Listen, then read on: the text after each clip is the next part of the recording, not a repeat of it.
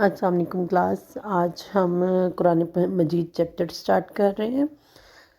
قرآن مجید chapter آپ کی کتاب کا پہلا سبق ہے. سوال نمبر 1 اس کا ہم آج کریں گے قرآن مجید کا تعارف. قرآن مجید کے معنی سب سے پہلے کریں گے. قرآن لفظ قرأ سے بنا ہے، ٹھیک ہے. قرأ کے معنی ہیں پڑھنا، اور قرآن مجید کو قرآن اسی لیے کہا جاتا ہے کیونکہ یہ زیادہ سے زیادہ اور بار بار پڑھی جانے والی کتاب ہے.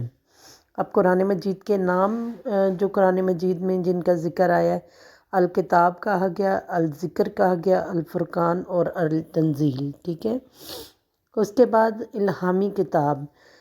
قرآن مجید اللہ تعالیٰ کی آخری الہامی کتاب ہے. حضرت جبرائیل علیہ السلام کے ذریعے اللہ تعالیٰ نے حضور صلی اللہ علیہ وسلم پر تھوڑا تھوڑا کر کے تقریباً 23 سال کے عرصے میں قرآن پاک کو نازل کیا. رہنمائی و کامیابی کا ذریعہ ہے. حضرت محمد صلی اللہ علیہ وسلم اللہ کے آخری نبی ہیں، آپ کے بعد کوئی نبی نہیں آنا. تو قرآن مجید ہی ایسی کتاب ہے جو کہ آخرت تک ہمارے لیے رہنمائی کا ذریعہ ہے. اس کے بعد کوئی کتاب نازل نہیں کی جائے گی، تو اسی سے ہم نے تمام رہنمائی لینی ہے اور ہدایت حاصل کرنی ہے. تو یہ رہتی دنیا تک ہمارے لیے ہدایت کا ذریعہ ہے. قرآن مجید کو مہمین کہا گیا، یعنی محافظ اور نگہبان.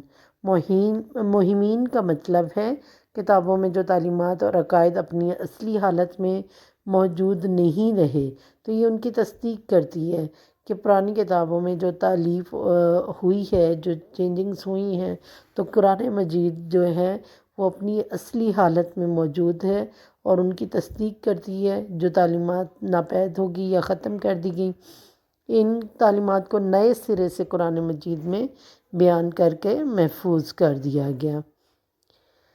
اسی لیے قرآن پاک کو پہلی کتابوں کے لیے مہمین کہا گیا. ارشاد باری تعالیٰ ہے، اور تمہاری طرف ہم نے یہ کتاب قرآن نازل کی ہے، یہ حق لے کر آئی ہے، اور اس سے پہلے جو کتابیں نازل ہوئیں ان کی تصدیق کرنے والی ہے اور ان کی محافظ ہے. قرآن کے موضوعات. قرآن کے موضوعات یعنی ٹاپکس کیا ہیں؟ عقیدہ توحید ہے، عقیدہ رسالت ہے، عقیدہ آخرت ہے.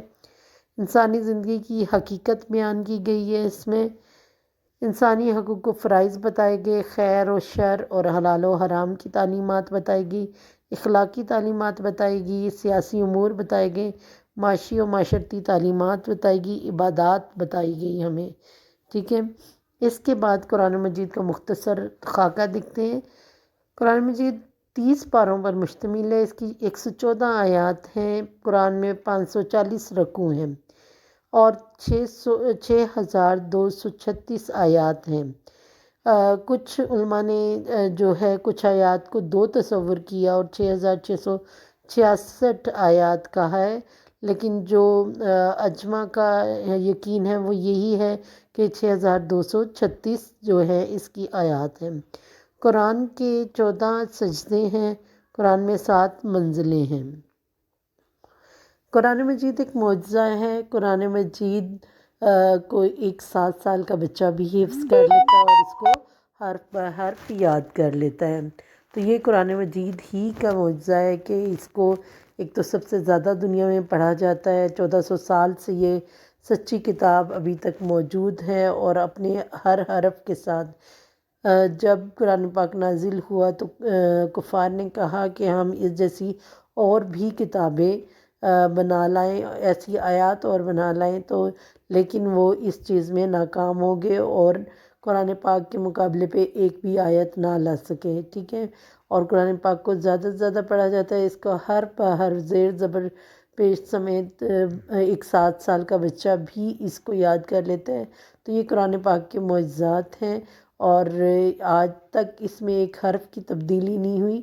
یہ بھی اس کا معجزہ ہے، ورنہ دنیا میں جتنی کتابیں ہیں ان میں تبدیلیاں واقع ہوتی رہتی ہیں، لیکن قرآن پاک کا ہر حرف سچا ہے، اور کیونکہ اس کی حفاظت کا ذمہ اللہ تعالیٰ نے خود لیا ہے.